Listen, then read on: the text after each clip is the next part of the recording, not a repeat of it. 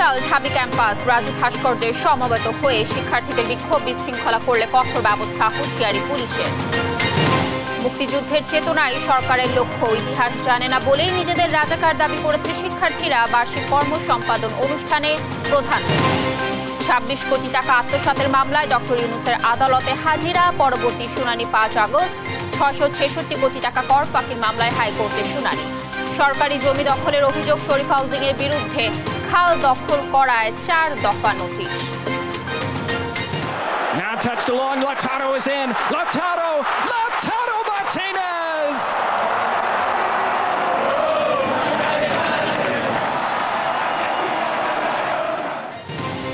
ইতিহাস করে কোপার শিরোপা জিতল আর্জেন্টিনা। গোল্ডেন বুট জিতলেন লাউতারো মার্টিনেজ, টুর্নামেন্ট সেরা হামেস রদ্রিগেজ। দর্শক দেখছিলেন সংবাদ শিরোনাম, পুরো সংবাদ জুড়ে সংবাদ দুপুরে আপনাদের সাথে থাকবো আমি কানিজ লাবণী। কোটা সংস্কার আন্দোলনে উত্তাল ঢাবি ক্যাম্পাস, বিশ্ববিদ্যালয়ের রাজু ভাস্কর্যের সামনে এরই মধ্যে সমবেত হয়েছে বিক্ষোভ করা সাধারণ শিক্ষার্থীরা। একই সময়ে ছাত্রলীগও রাজু ভাস্কর্যে কর্মসূচি ঘোষণা করেছে। পাল্টাপাল্টি কর্মসূচি ঘিরে কিছু উত্তেজনা বিরাজ করছে ক্যাম্পাসে। পরিস্থিতি নিয়ন্ত্রণে আইন শৃঙ্খলা বাহিনীর পর্যাপ্ত সদস্য মোতায়েন করা হয়েছে। এর আগে গত রাতে ক্যাম্পাসে বিক্ষোভ মিছিল করে শিক্ষার্থীরা। এ সময় শাহবাগে অবস্থান নেয় ছাত্রলীগ।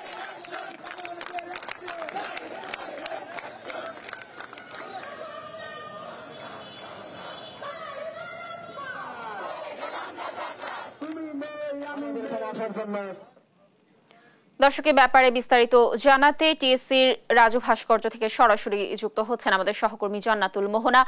আমরা দর্শকদের যেমনটি জানাচ্ছিলাম যে রাজু ভাস্কর্যের সামনে তো সাধারণ শিক্ষার্থীরা বিক্ষোভ করছে, সেই সাথে ছাত্রলীগও রাজু ভাস্কর্যের সামনে কর্মসূচি ঘোষণা করেছে। কি তথ্য আছে, কি সার্বিক পরিস্থিতি দেখছেন এখন রাজু ভাস্কর্য এলাকার, জানাবেন।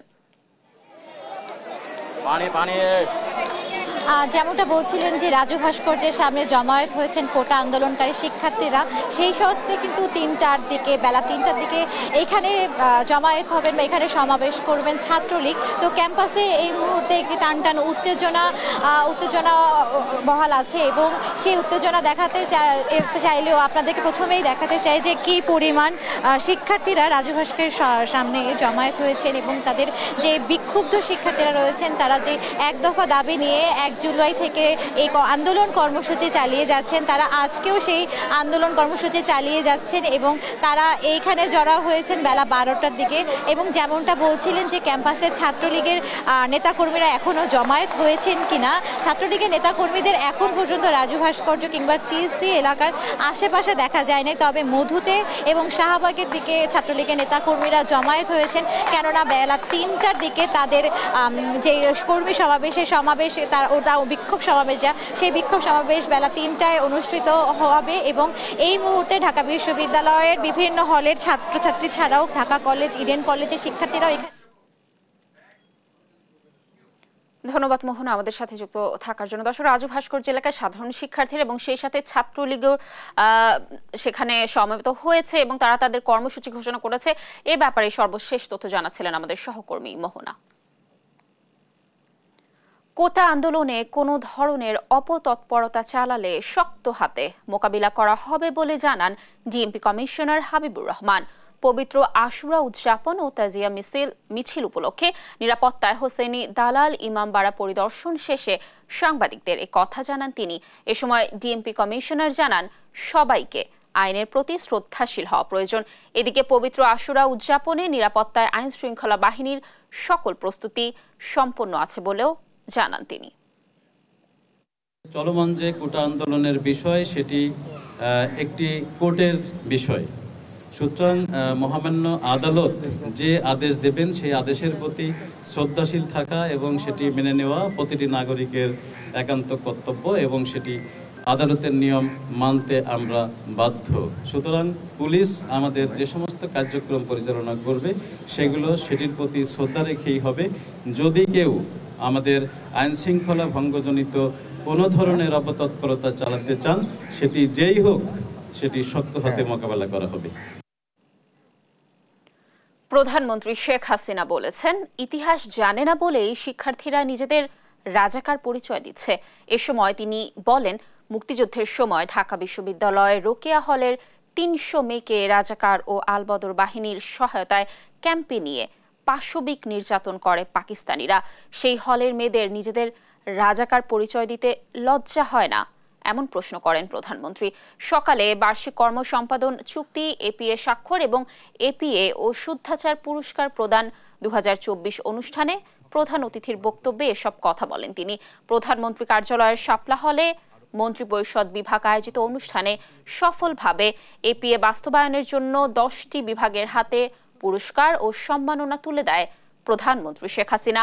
সরকারি কর্মকাণ্ডে স্বচ্ছতা ও দায়বদ্ধতা বৃদ্ধি, সম্পদের যথাযথ ব্যবহার নিশ্চিতকরণ এবং প্রাতিষ্ঠানিক সক্ষমতা উন্নয়নের লক্ষ্যে সরকারি কর্মসম্পাদন ব্যবস্থাপনা পদ্ধতির আওতায় বার্ষিক কর্মসম্পাদন চুক্তি প্রবর্তন করা হয়েছে। অনুষ্ঠানে দুর্নীতিবাজদের বিরুদ্ধেও কঠোর হুঁশিয়ারি উচ্চারণ করেন সরকার প্রধান। আমার খুব দুঃখ লাগে কালকে যখন শুনি রোকেয়া হলের ছাত্রীরাও বলে তারা রাজাকার। তারা কি জানে ৭১ সালে ২৫শে মার্চ কি ঘটেছিল? সেখানে ৩০০ মেয়েকে হত্যা করেছিল, ৪০ জন মেয়েকে রেপ করেছিল এবং এদের ধরে নিয়ে পাকিস্তানি ক্যাম্পে নিয়ে গিয়েছিল। সেই ক্যাম্পে কি অবস্থায় ছিল? অনেক মেয়ে শাড়ি বা ওড়না দিয়ে ফাঁসি দিয়েছিল বলে তাদের কাপড় পরতে দেওয়া হতো না, ওই একটা পেটিকোট পরিয়ে বসিয়ে রাখতো। দিনের পর দিন তাদের উপর পাশবিক অত্যাচার হতো। দুর্ভাগ্য যে যখন শুনি সে মেয়েরাও স্লোগান দেয়, এটা কোন দেশে আমরা আছি? এরা কি চেতনায় বিশ্বাস করে? কি শিক্ষা তারা নিল? কি তারা শিখলো? সেটাই আমার এখন প্রশ্ন। যে মুক্তিযুদ্ধ আমাদের গর্বের,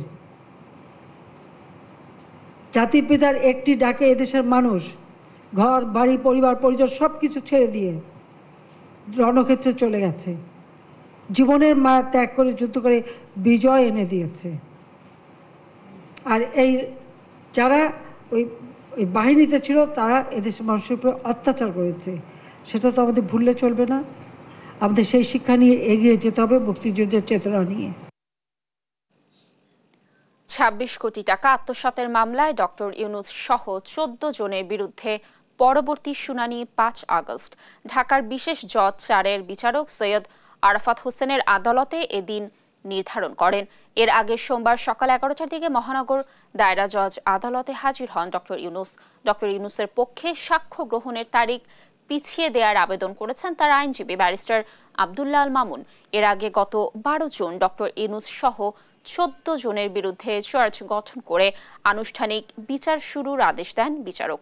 এর আগে গত ২ এপ্রিল ঢাকার সিনিয়র বিশেষ জজ শামস জগলুল হোসেন দুদকের দেয়া চার্জশিট আমলে নিয়ে মামলাটি বিশেষ জজ আদালত ৪-এ বদলি করেন।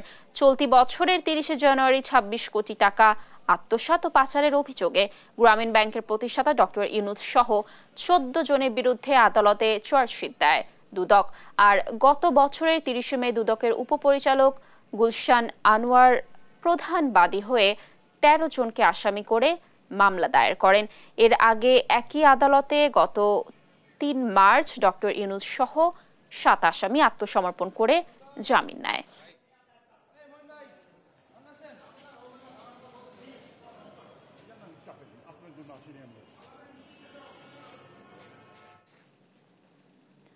কেরানীগঞ্জে সরকারি জমি দখলের অভিযোগ শরীফ হাউজিং এর বিরুদ্ধে।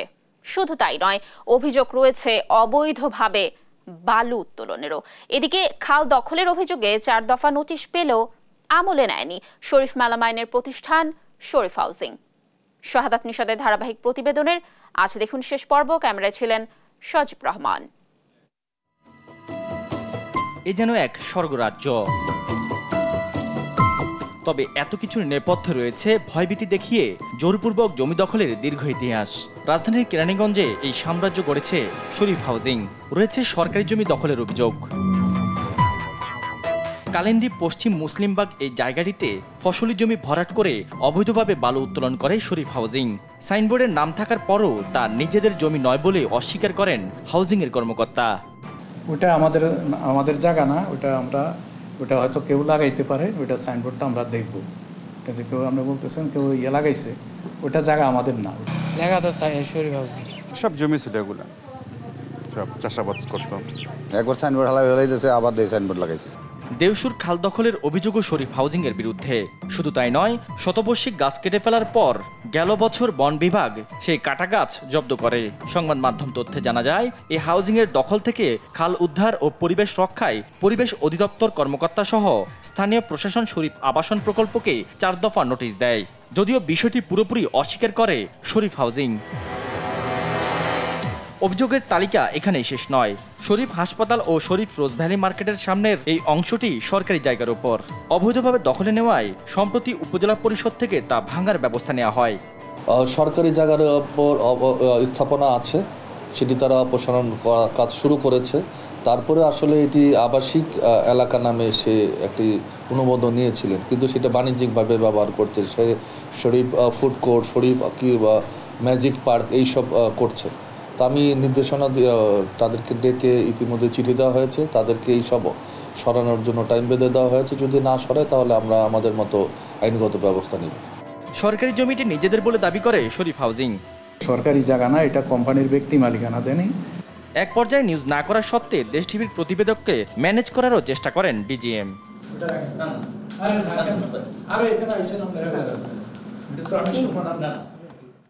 জোরপূর্বক জমি ক্রয়, অবৈধভাবে বালু উত্তোলন সহ সরকারি জমি দখল সহ নানা বিস্তর অভিযোগ শরীফ মেলামানির প্রতিষ্ঠান শরীফ হাউজিংয়ের বিরুদ্ধে। প্রশাসনের নীরবতায় তাদের এই রমরমা দখল বাণিজ্য চললেও সাধারণ ভুক্তভোগীদের দাবি অচিরে এমন অবস্থা থেকে মুক্তির। সাদাত নিশাদ, দেশ টিভি, কেরানীগঞ্জ। দর্শক, সংবাদ দুপুরে আরো থাকছে। অভাবের তাড়নায় কিডনি বিক্রি, ভীষণ বিপদে জয়পুরহাটের কয়েকশো মানুষ, শরীরে বাসা বেঁধেছে নানা রোগ।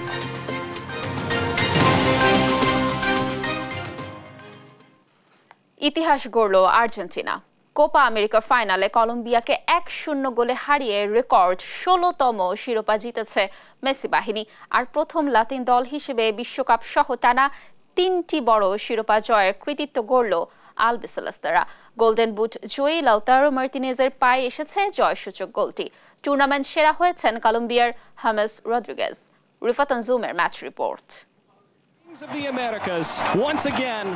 এত কিছুর পরও শেষ পর্যন্ত আটকানো যায়নি আর্জেন্টিনার শিরোপা জয়। আর্জেন্টিনার হয়ে শেষ ম্যাচ খেলতে নামা আনহেল ডি মারিয়ার জন্য ম্যাচটা হয়ে থাকলো স্মরণীয় হয়ে থাকলো কোপা আমেরিকায় মেসির শেষ ম্যাচটাও।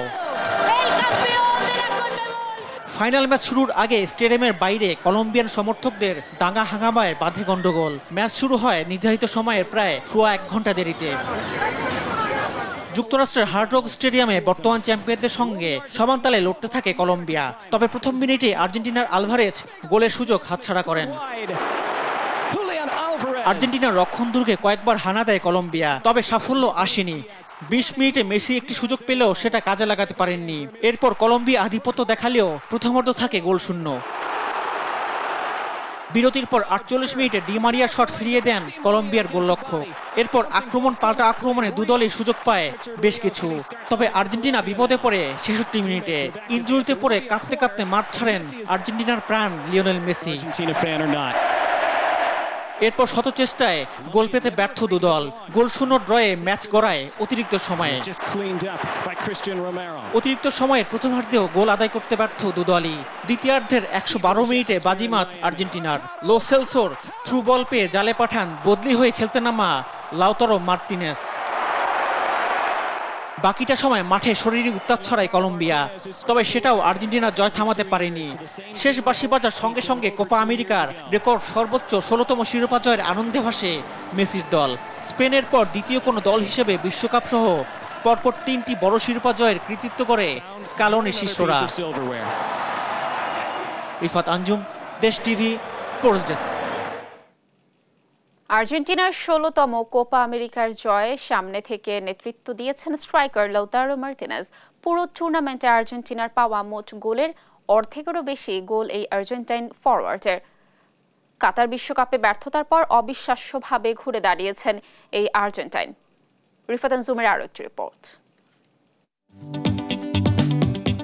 লাউতারো মার্তিনেজ আর্জেন্টিনার জন্য কোপা আমেরিকায় এসেছিলেন আশীর্বাদ হয়ে। কলম্বিয়াকে হতাশায় ডুবিয়ে আলবিসেলেস্তের 16তম শিরোপা জয়ের অন্যতম কারিগর এই মার্তিনেজ। অথচ এই মার্তিনেজের সাম্প্রতিক অতীতের গল্পটা ছিল একেবারেই ভিন্ন। কালো মেঘে ঢাকা ছিল তার ক্যারিয়ার। 2022-এ আর্জেন্টিনা যে বিশ্বজয়ের গল্প লিখেছিল, সেই গল্পে সুপার ফ্লপ চরিত্র ছিলেন এই মার্তিনেজ। পুরো বিশ্বকাপে মার্তিনেজ 6 ম্যাচে 242 মিনিট খেলে গোল পাননি, এমনকি ছিল না অ্যাসিস্টও। পরিস্থিতি এতটাই বাজে ছিল যে প্রথম ম্যাচের পর স্কালোনি তাকে আর কোনো ম্যাচেই পুরো 90 মিনিট খেলাননি। সেই মার্তিনেজই কোপা আমেরিকায় এসে দুঃখ ঘোচালেন। চ্যাম্পিয়ন আর্জেন্টিনার মোট গোল 9টি, 5টি করেছেন মার্তিনেজ। 221 মিনিটেই 5 গোল। প্রথম ম্যাচে কানাডার বিপক্ষে 1 গোলের পর চিলির বিপক্ষে শেষ মুহূর্তে গোল করে দলকে জেতান। পেরুর বিপক্ষে করেন জোড়া গোল। এরপর কোয়ার্টার ফাইনাল আর সেমিফাইনালে গোলের দেখা পাননি। তবে সাপ মোচনের গল্প পূর্ণতা পেতে লাগে মধুর সমাপ্তি। সেই কাজটাই করেছেন এই আর্জেন্টাইন ফরওয়ার্ড। ফাইনালে বদলি হিসেবে মাঠে নেমে একমাত্র গোল দিয়ে পান পূর্ণতা, যে পূর্ণতা কোপার গোল্ডেন বুট দিয়েছে। এবার ব্যালন দর জিতলেই সোনায় সোহাগা। রিফাত আঞ্জুম, দেশ টিভি, স্পোর্টস ডেস্ক। যুক্তরাষ্ট্রের মায়ামি থেকে ঢাকা ঘুচেছে 1000 মাইলের দূরত্ব এক আর্জেন্টিনার শিরোপা জয়। কোপা আমেরিকায় মেসিদের টানা দ্বিতীয় শিরোপা জয়ে বাঁধ ভাঙা উল্লাসে মাতে টিএসসিতে আসা সমর্থকরা। ট্রফি জয়ে আনন্দ ভাগাভাগি করেন সবাই। দর্শক, বিস্তারিত থাকছে কায়েস রাহাতের রিপোর্টে। দানে দানে 3 দান, রেকর্ড 16তম ট্রফি ঘরে তুলল আর্জেন্টিনা। এর আগে 2022 সালে বিশ্বকাপে ঘুচে 36 বছরের শিরোপা না পাওয়ার হতাশা। স্পেনের পর দ্বিতীয় দল হিসেবে 3টি মেজর ট্রফি জেতে আলবিসেলেস্তে। শিরোপা ধরে রাখার মিশনে সহজ ছিল না দীর্ঘ পথ চলা। ফাইনালেও টক্কর হয়েছে শেয়ানে শেয়ানে। একদিকে 15 বারের চ্যাম্পিয়ন আর্জেন্টিনা, অন্যদিকে 23 বছর পর পুরো টুর্নামেন্টে অপরাজিত থেকে ফাইনালে ওঠা কলম্বিয়া। ছেড়ে কথা বলেননি কোনো দলই। এরপরও এই জয়ে উচ্ছ্বসিত আর্জেন্টিনা সমর্থকরা। অনুভূতি আসলে ভাষায় প্রকাশ করার মতো না। আমরা সেই জেনারেশন যারা কি বলবো, নিজের থেকে মেসির ক্যারিয়ারে বেশি ফোকাস ছিলাম। মাঝখান দিয়ে কলম্বিয়া আজকে এত ভালো খেলেছে যে ভাবতে পারিনি। একটু শঙ্কা ছিল নিজের মধ্যে যে জিততেও পারে অথবা হেরেও যেতে পারে। 65 মিনিটে মেসির মাঠ থেকে উঠে যাওয়ায় মন ভাঙে সমর্থকদের। তবে শিরোপা জয়ের পর মুহূর্তেই উড়ে গেল সব শঙ্কা। যখন মেসি ইনজুরি হয়ে উঠে গেছিল, এক মুহূর্তের জন্য আমাদের মনে হচ্ছিল যে আমরা হয়তো পিছায় পড়েছি। সমস্ত টিএসসির দর্শক গ্যালারি সম্পূর্ণ চুপ হয়ে গেছিল। প্রতিটা ভক্ত খুবই কষ্ট পেয়েছিল। অনেকেই আবার চিরপ্রতিদ্বন্দ্বী ব্রাজিলকে আহ্বান জানাচ্ছেন আর্জেন্টাইন শিবিরে। এই বাংলাদেশে যারা ব্রাজিলিয়ান ভক্ত আছে তাদেরকে বলতে চাই, আসেন কাঁধে কাঁধ মিলাই আপনাদের সাথে। অনেক বেশি শ্বাসরুদ্ধকর ম্যাচ ছিল, অনেক বেশি ভয় পাইছিলাম কারণ অনেক গোল মিস হচ্ছিল। তো এখন লাস্টে খুশি। কোপা বিশ্বকাপ কোপা উদযাপনের জন্য আর কি চাই। তবে মেসির শেষ কোপা আমেরিকা আর আঙ্গেল ডি মারিয়ার বিদায়ে কিছুটা মন খারাপ সমর্থকদের। কায়েস রাহাত, দেশ টিভি, ঢাকা। দর্শক দেখছেন সংবাদ দুপুর। দেশের উত্তর পূর্বাঞ্চলে বন্যার সার্বিক পরিস্থিতির উন্নতি হচ্ছে। পানি কমেছে প্রধান নদ নদীর, ফুটে উঠছে ক্ষয়ক্ষতির চিহ্ন। দুর্গত এলাকায় দেখা দিয়েছে শুকনো খাবার, বিশুদ্ধ পানির সংকট। এমন পরিস্থিতিতেও পর্যাপ্ত ত্রাণ না পাওয়ার অভিযোগ দুর্গতদের। সহকর্মীদের পাঠানো তথ্যচিত্রে ফারজানা ইসলামের ডেস্ক রিপোর্ট। পানি কমায় দৃশ্যমান হচ্ছে ক্ষতচিহ্ন, নদী পাড়ে দেখা দিয়েছে ভাঙন। লালমনিরহাটের ভারত বাংলাদেশ সীমান্ত ঘেঁষে বয়ে যাওয়া মালদা নদীর ভাঙন তীব্র আকার ধারণ করেছে। এরই মধ্যে উপজেলার মালগাড়া, বগুড়াপাড়া এলাকার 10টি বসতভিটা সহ ফসলি জমি নদীগর্ভে বিলীন হয়েছে। ভাঙনের ঝুঁকিতে রয়েছে একাধিক মসজিদ, শিক্ষা প্রতিষ্ঠান সহ অন্তত 10,000 পরিবার। আমাদের রাস্তা নদী 4 বছর থেকে ভাঙন শুরু হয়েছে। মেম্বার চেয়ারম্যান থেকে আমরা সবাইকে অভিযোগ করছি, কেউ ভাঙন ঠিক করতেছে না এবং বাঁধনের ব্যবস্থা করতেছে না। যদি ভালো না করে অনেক লোকের কষ্ট হবে এই এলাকায় চলাচলের জন্য। এই রাস্তাটা নির্মাণ না করলে আমাদের এখানে প্রতি 20,000 লোকের চলাচলের খুব সমস্যা হবে এবং মনে করেন যে এখানে মাদ্রাসা, স্কুল, ছাত্রছাত্রীর খুব সমস্যা হবে। যমুনার পানি জামালপুরের বাহাদুরাবাদ ঘাট পয়েন্টে কমেছে। তবে টানা 3 সপ্তাহের বন্যায় নাজুক পরিস্থিতি এখানকার বানভাসীদের। 2 লাখ বানভাসী মানুষকে সরকারি সহায়তা দেয়া হয়েছে মাত্র 540 মেট্রিক টন চাল ও নগদ 4,50,000 টাকা, যা প্রয়োজনের তুলনায় খুবই অপ্রতুল বলছেন তারা। কুড়িগ্রামেও পানি কমায় ক্ষয়ক্ষতি স্পষ্ট হচ্ছে। ভেসে উঠেছে পাট, পটল, আমনের বীজতলা সহ বিভিন্ন ফসলের ক্ষেত। জেলা কৃষি বিভাগ বলছে এখানে ৮,০০০ হেক্টর জমিতে ক্ষতির পরিমাণ দাঁড়িয়েছে ১০৫ কোটি টাকা। পানিতে এবার বন্যা বেশি হয়ে যাওয়া লাগছে, ঘর তলে গেছে, বাড়িতে কারো ঘর পানি উঠছে, কারো ভিতর পানি উঠছে।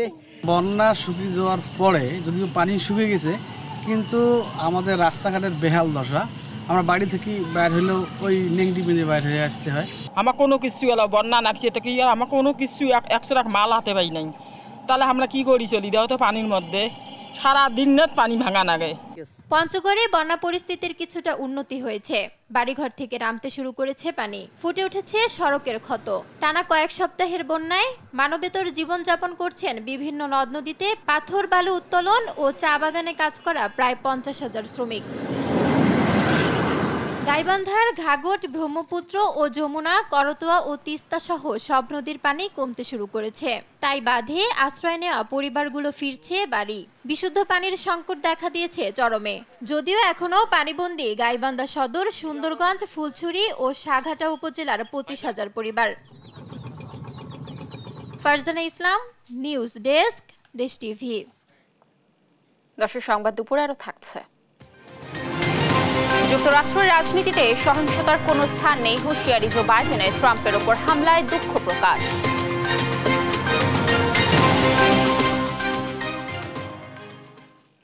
প্রতি বছর দেশে প্রায় 13,000 নারী স্তন ক্যান্সারে আক্রান্ত হন।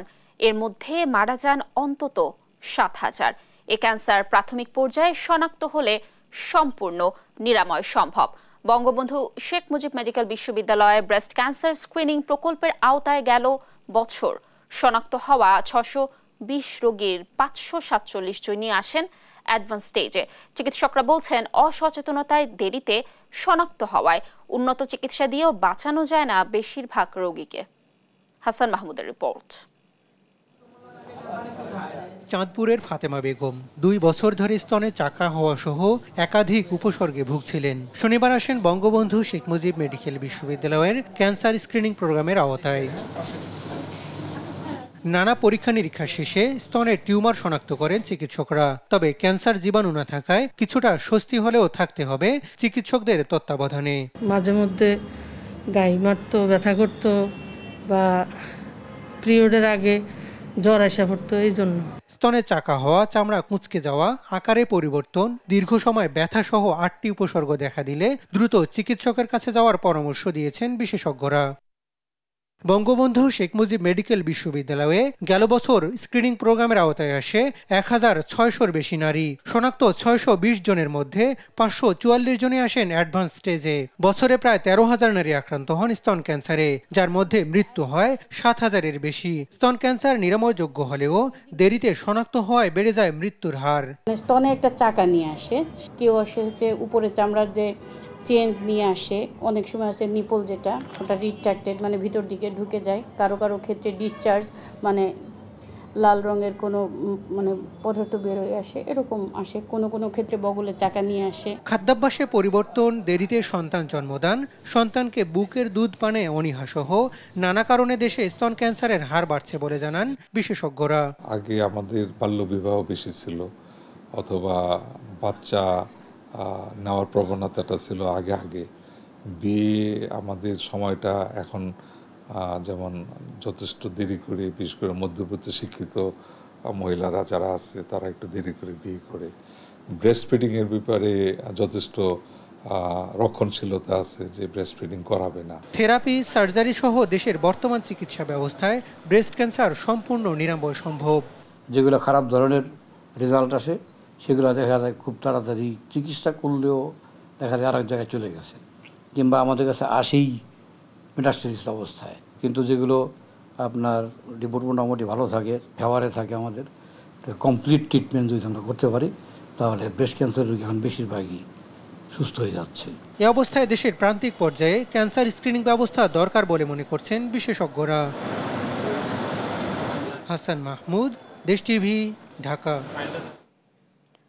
অভাবের তাড়নায় প্রায় 20 বছর ধরে জয়পুরহাটের কালাই উপজেলায় প্রায় 500 মানুষ নিজের শরীরে কিডনি বিক্রি করে এখন ভালো নেই কেউ। তাদের স্বপ্ন ছিল কিডনি বিক্রি করে পরিবারের সচ্ছলতা ফেরাবেন, কিন্তু ঘোরেনি তাদের ভাগ্যের চাকা। হারিয়েছেন কর্মক্ষমতা, শরীরে বাসা বেঁধেছে নানা রোগ। জয়পুরহাট প্রতিনিধি রেজাউল করিম রেজার রিপোর্ট, জানাচ্ছেন শুভশ্রী রায়। আমি 2011 সালে ভুল করে নিজে এই অঙ্গটা বিক্রি করছি ভাই, করে নিজেই তো খুব একটা বিপদে পড়ে গেছি, আর কোনো কাম কিছু করতে পারতেছি না।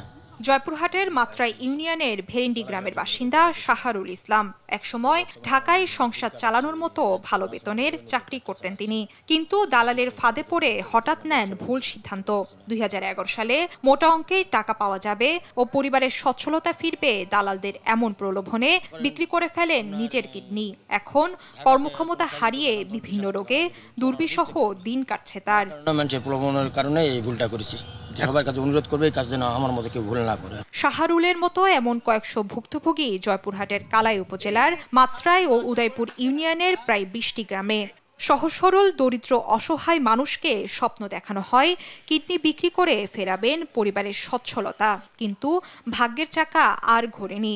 শরীরে বাসা বেঁধেছে নানা রোগ, করতে পারছেন না ভারী কাজও। স্বপ্ন ছিল বাড়িঘর কর্ম, বিয়ে হলো, বাচ্চা ভালো মন্দ খাওয়া, বাচ্চা ঘর করাম, এই স্বপ্ন ছিল। স্বপ্ন নাই, স্বপ্ন ভেঙে গেছে। আমরা যে অপরাধী কাজ করছি সামাজিকভাবে অপরাধ, মহান আল্লাহর কাছে অপরাধী আমরা সেজে গেছি। যাদের কিছুই নাই তাদেরও দিন পথ যাচ্ছে, কিন্তু আমরা লোভের কারণে বা লোভের বশবর্তী হয়ে এই ধরনের পথে পা বাড়াচ্ছি। 5 লাখ থেকে 15 লাখ টাকার প্রলোভনে 2005 সাল থেকে বিভিন্ন সময়ে প্রায় 500 মানুষ কিডনি বিক্রি করেছেন, কিন্তু কিডনি বিক্রির আইন বৈধতা না থাকায় চুক্তি অনুযায়ী টাকা পাননি ভুক্তভোগীরা। এখন ঋণের বেড়াজাল ও লোকলজ্জার ভয়ে কেউ ঘর ছাড়া, বিভিন্ন রোগে হারিয়েছে নিজের স্বাভাবিক কর্মক্ষমতা। মানবেতর জীবনে এখন সরকারি সহযোগিতা চান তারা। শারীরিকভাবে সমস্যা মানে হলো ভারী কাজ করতে গেলে একটু ব্যথা করে, অনেক ব্যথা করে। চাই সরকার যদি বলে যে সাহায্য করে, তাহলে আমি কিছু একটা করতে পারবো, কিবা গরু বাছুর কিবা একটা বাড়ি ঘর করতে পারবো। এখন তো এটা করার পর তো কোনো মানুষ ভালো থাকতে পারবে না, এটা করার পর কোনো মানুষ ভালো থাকতে পারে না বা পারবে কোনোদিনই। আমি আমার লাস্ট চাওয়ার উদ্দেশ্য হলো যে আমাদের মতো আর কেউ যেন এই ভুল কাজ না করে বা এই অপরাধের পথে কেউ যেন না পা বাড়ায়। আইন শৃঙ্খলা বাহিনীর ব্যাপক তৎপরতা ও মানুষকে নানাভাবে সচেতনতার কারণে বর্তমানে কিডনি বিক্রি বন্ধ আছে জানিয়ে ভুক্তভোগীদের সহযোগিতার আশ্বাস দেন এই জনপ্রতিনিধি। কালাই উপজেলা পরিষদের চেয়ারম্যান হিসেবে আমার পক্ষ থেকে বা উপজেলা পরিষদের পক্ষ থেকে যতখানি সুযোগ সুবিধা দেওয়া সম্ভব আমি সেই সুযোগ সুবিধাগুলো এই ক্ষতিগ্রস্ত মানুষকে সবসময় দিয়ে আসছি এবং ভবিষ্যতে আরো দেওয়ার চেষ্টা করবো ইনশাল্লাহ। গেল কয়েক বছরে যারা দালালের খপ্পরে পড়ে কিডনি বিক্রি করে শারীরিক জটিলতায় ভোগা ব্যক্তিদের সর্বোচ্চ স্বাস্থ্য সেবা দেওয়ার আশ্বাস দেন জেলা সিভিল সার্জন। তারা যদি এখন কোন রকম শারীরিক প্রতিবন্ধকতার শিকার হন অথবা অসুস্থ হন, তাদের জন্য আমাদের স্বাস্থ্য সেবা বিভাগ খোলা আছে। আমাদের স্বাস্থ্য বিভাগ তাদের সেবায় যথাযথ চেষ্টা করবে। একসময় কিডনির হাট হিসেবে পরিচিত এই উপজেলায় আইন শৃঙ্খলা বাহিনীর ব্যাপক অভিযানে দালালরা গা ঢাকা দিয়েছে বলে জানান স্থানীয়রা। নিউজ ডেস্ক, দেশ টিভি। দর্শক দেখছেন সংবাদ দুপুর।